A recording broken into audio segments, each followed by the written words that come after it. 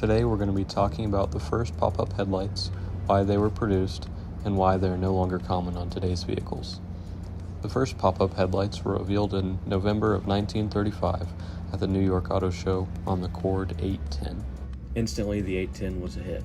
Upon its unveiling at the New York Auto Show, it drew extremely dense crowds.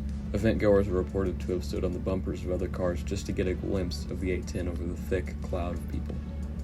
Unfortunately, Cord rushed the production of the 100 cars needed to qualify for the show, and the transmission was not complete. They took numerous orders at the show, promising to have orders ready the next month. Ultimately, some vehicles were not delivered until 5 months later and were riddled with mechanical problems. As a result, Cord only managed to sell 1,174 models its first year. To understand why manufacturers wanted to cover the headlights when not in use, we need to dive into some U.S. laws. In 1940, to control supply problems with unusual headlights, all U.S. cars were required by law to use two 7-inch round sealed beam headlights with one light on each side of the vehicle. This law was changed in 1957 to allow two headlights on either side, then again in 1975 to allow for square sealed headlights.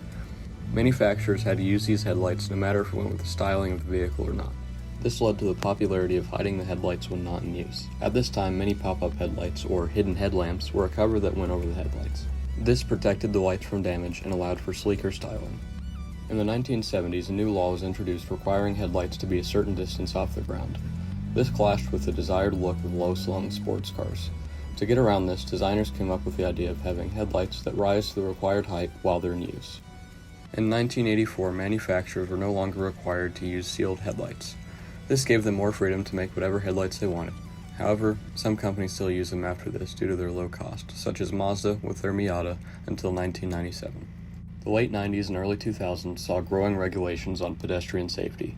Unfortunately, large squares coming out of the front of the car apparently aren't safe to get hit by. This didn't make pop-up headlights illegal, but it did make them much more difficult to produce and comply with these new laws.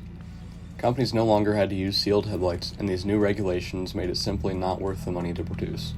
The last time pop-up headlights appeared on a volume production car was in 2004, when both the Lotus Esprit and the C5 Corvette ended production. Thank you for watching today's short video. If you have any suggestions for future videos or things you'd like to see covered on the channel, please let me know in the comment section. Thank you, and I'll see you next time.